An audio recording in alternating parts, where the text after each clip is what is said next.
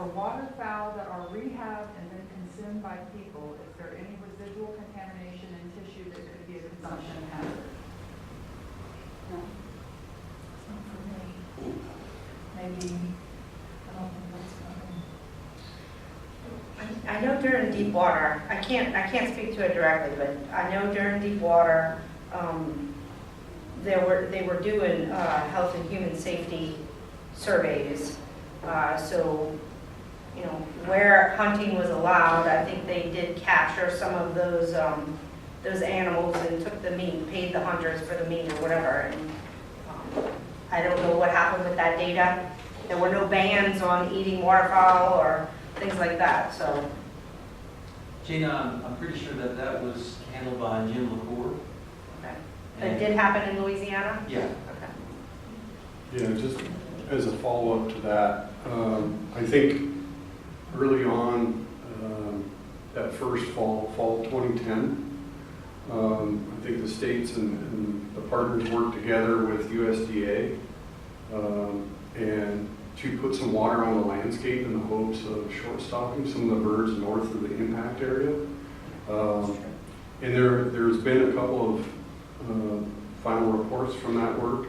The folks at Mississippi State, I think, had a bunch of graduate students, and they did a bunch of monitoring of those flooded sites further north, and results are pretty impressive. Now, I don't know what effect that quote short stopping had on actual harvest bag limits and estimated total bird shot in Louisiana or not, but there was definitely an concerted effort to try and short stop the birds, at least in 2010, I think in 2011. And John, I think Dr. LaCour is the one that has the oil spill bans. We have actually put bans that say, call this number, this bird was boiled.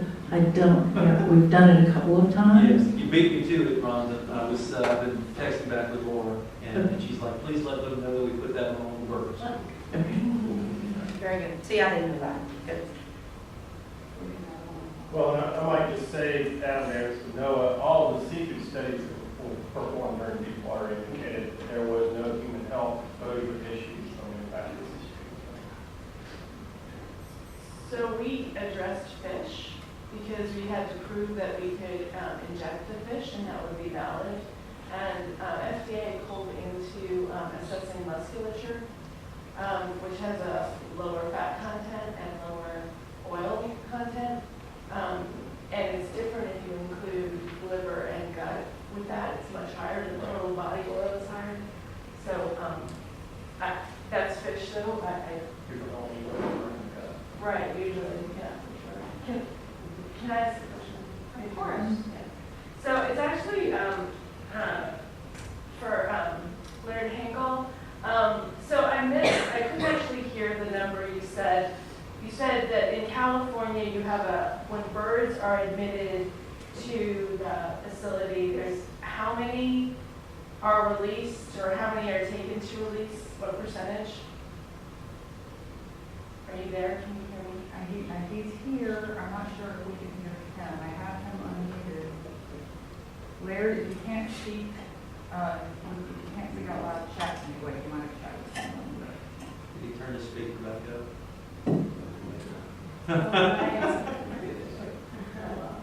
He turned it off because he was getting back to you.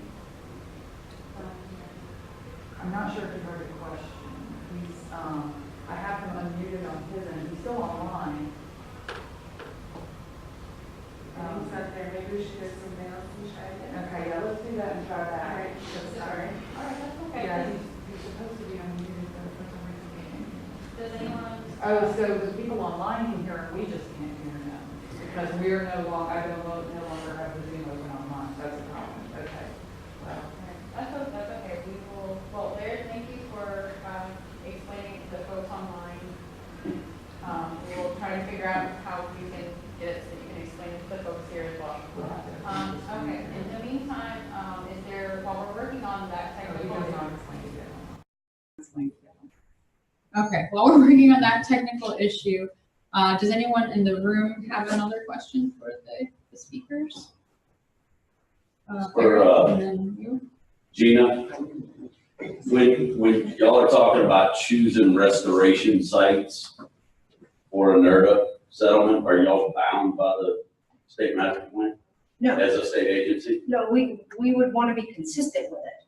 So there are restorations that have been proposed, restoration projects that have been proposed that are consistent with the master plan, but not in it. They're not listed in there, but they're consistent with it. Those are the ones that we want to stick with. That's kind of where I was going, because you've seen quicker projects that are proposed, but they're not consistent with the state master plan. Your project would have to be at least consistent. Right. We strive to be consistent. Yeah, we can't do it. Sorry. I was afraid of that.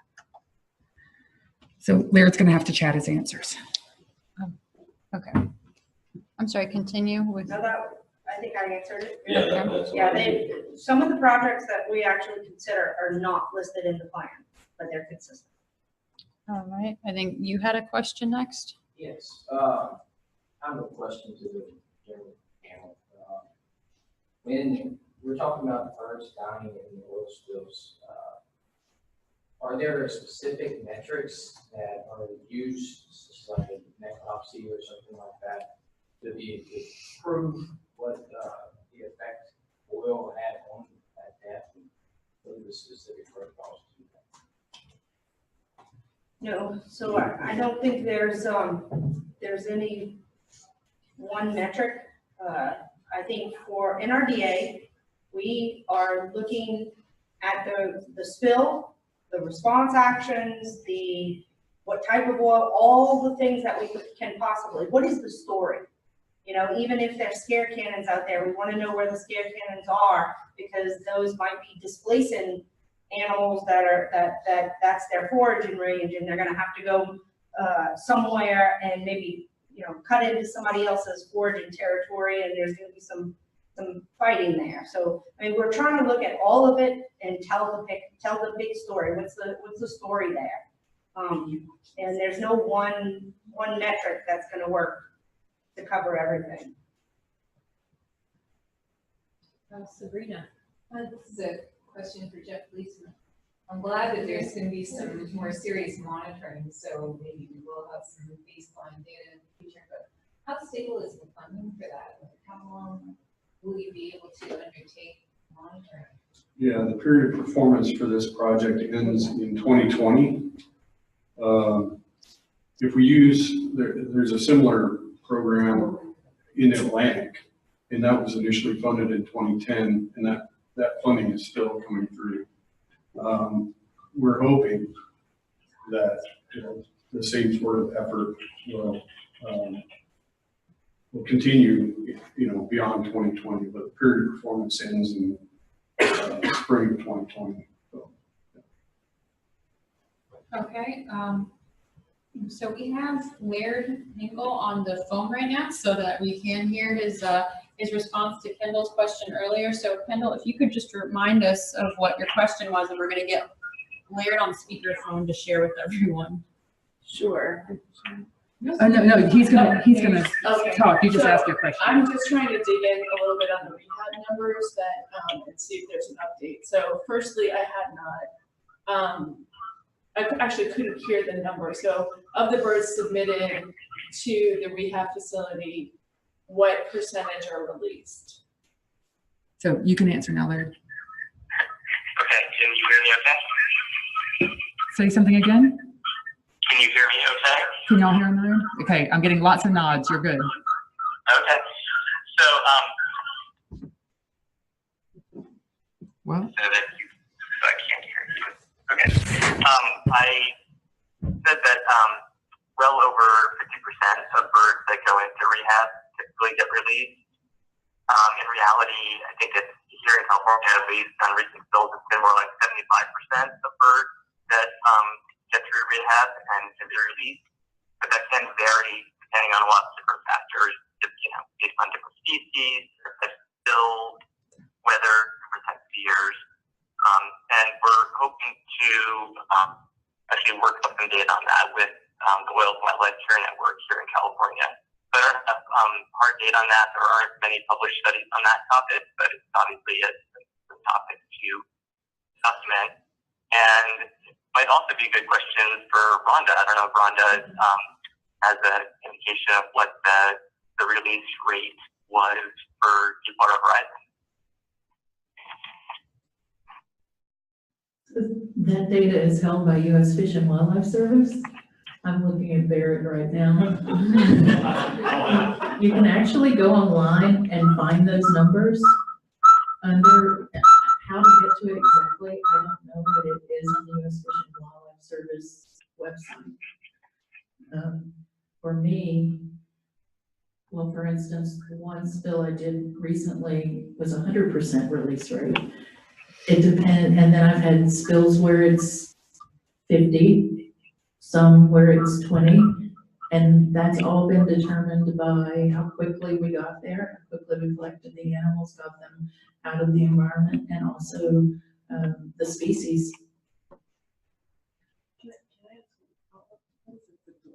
Sure. So I know Chris Fiorello at OWCN was trying to do follow-up on reproductive status, and she had a brown pelican project going. She had a brown pelican project going that she had really good survivability, and these were animals that were really carefully screened with CBC chems when she put them out there, but within a year or 2 years, 0 birds had actually reproduced. So I'm wondering, I haven't heard follow up on that study since probably 2016. So I'm wondering if there's any tracking on that study or additions to that. Yeah, I can address that question. Sorry. Yeah. Okay. That's the procedure from Santa Barbara. The one that the first. I'm sorry, Laird. You're breaking up a little bit. It's the room. Oh, it's the What? room. Oh, okay. Sorry. Keep going. Okay, unmute. Was there an issue there? Should I keep speaking? Yes. Now you can go back. It's just the room gets bad cell reception. Okay. So in that study, it was a pretty small sample size of pelicans from the oil spill rehab. I don't have the numbers in front of me. From the rehab pelicans as well as control pelicans, and there were some minor nuances of the study design that were not ideal. The control birds were all collected in a harbor, and they had been slightly different. At any rate, the main problem with that study was that the satellite transmitters didn't last that long. So some of them lasted long, but the sample size of birds with satellite transmitters that lasted long enough to track them to breeding ground was really small. So I think some of those birds could definitely have gone off to breed, and some of them were young birds as well that may have been pre-breeding. So I wouldn't say that study showed that the birds didn't breed, but it didn't produce data showing that they did go on to breed either. All right. Thank you. Are there further questions in the room? Andy. I had a question for Gina and Eva about the restoration project where y'all are creating and restoring breeding habitat. I'm glad to see some monitoring beyond, elevation and vegetation. Are y'all getting to monitor nest success on all those projects, or a subset that are easily accessible? Or? That might be better for John Weeb to, specifically the islands and the Deepwater Horizon Restoration Project. I'm not sure what the monitoring plan said. Yeah, Andy, that goes to kind of conversations that we had coming out of the injury assessment, and Michael alluded to it as far as, yes, we did have trend information, but to get more refined as far as looking at associated uplift, productivity, just based on where things were, establishing baseline, all of those endpoints. we didn't really feel like we had anything lined up that would be appropriate for that.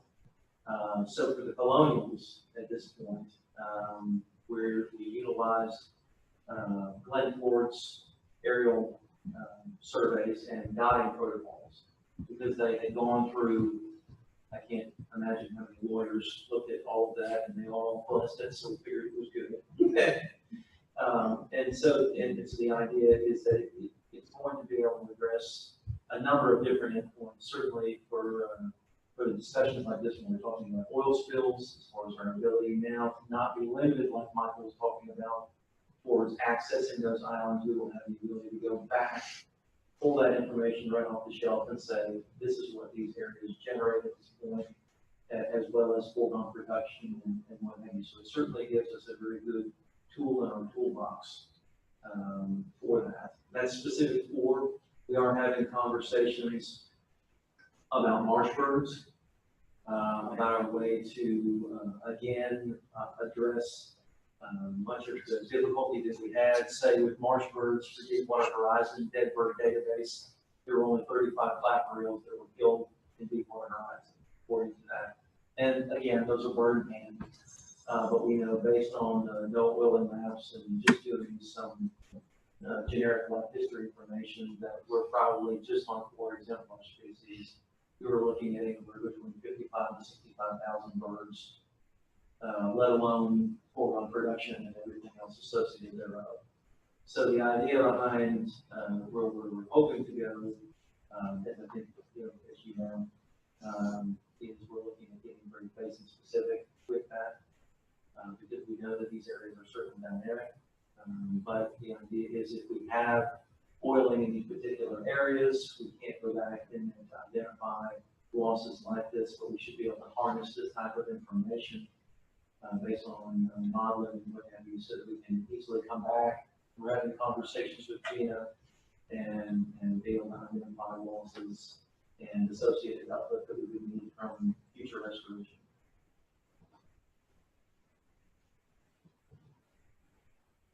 And there's A number of online questions. all right. Do the panelists see a potential value in incorporating OMICS techniques such as environmental DNA for assessing or complementing survey data? Thank you. I'm a scientist at heart. Always wanted data, always want to collect more information. Specifically, I'm not familiar with those techniques, OCS. Oh, she was saying omics, like proteomics or things of that nature. I think, right? Was that omics? I don't know.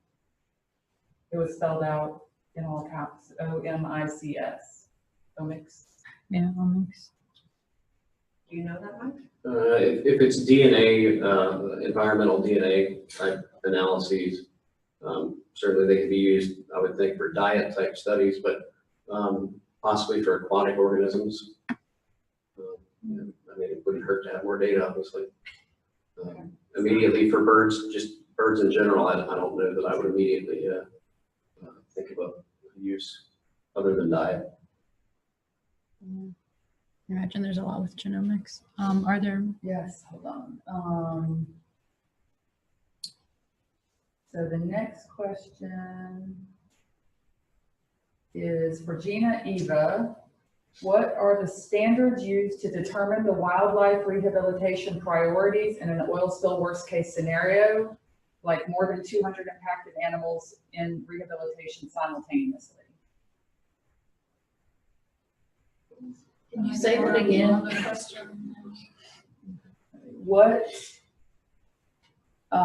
What are the standards used to determine the wildlife rehabilitation priorities in a worst case scenario? Like if there are more than 200 impacted animals in rehabilitation simultaneously, how do you triage them, I guess? You do. Well, definitely we triage them, but we have had more than 200 birds in rehab at a time. We bring in additional rehabilitators. We get the proper facility, and the proper people. I mean, we can rehabilitate a lot more than 200 at a time. Thank you. How many birds do we have in the So with the pelicans, so it was over 1,000 pelicans, but brought in live was probably 600. Not all of those survived, obviously. So I would say, gosh, that was a long time ago. We probably rehabilitated 400 to 500. And again, they did not all make it to release, but that was a lot of birds in that warehouse. And we also had a lot of people there. We had, we brought in the rehabilitators from the West Coast, East Coast, and the Gulf Coast. All right, we've got one more question online, and then I'll make a couple of announcements. And online, I have posted a link to our a survey about the day that is in the chat section online. So if you're still watching online, if you can go make a quick copy and paste of that survey or click the link, we'd appreciate it. Yeah, also it's available in your welcome packet, which I emailed to you, the PDF. So this is the last question online. I am a 40-year bird rehabilitator on St. Croix in the Virgin Islands. Our large refinery is becoming larger, and we also have a new pipeline. We would love to have you set up a training program here and review our situation. Who would I contact to set that up? You are all welcome. Rhonda. St. Croix. Yes, and yes, I would love to come to St. Croix, and I have other additional rehabilitators that I work with and some really good planners. So you need a really good plan and know how to pull that plan together. If you, and I do know that there's a lot of product about to be moving in there. So yeah, you have a reason to be concerned. Okay, well, I would like to say thank you to our online participants. Tara has told me that today our peak number of online participants was between 40 to 50 people. So that's pretty decent. And also we were competing, I don't know if you all realize, besides the fact that we were competing with Mardi Gras, which you all know we take it very seriously in the state. I'm not even from Louisiana, and yeah, I've come to love it as my own. But yeah, so it's a big deal that a lot of you are missing the festivities. So thank you for joining. Also, we were also competing with their store council meetings, which because of the shutdown are occurring in Baton Rouge today. So I wanted to thank you all for choosing to come with us. Laird actually answered online. Oh, Laird, Yes, I'm sorry. Right there on the phone, and I didn't hear you. He said that 612 were cleaned and released during Deepwater Horizon. And to add to the triage question, threatened and endangered species would typically get highest priority. And after that, the priority would go to animals with the good prognosis. Okay, so there's also that information which Laird has relayed to us through Tara. But I just wanted to thank you all for coming. I'm going to say goodbye to the people online and then sit tight for a moment, the people in the room, because I have additional announcements for you.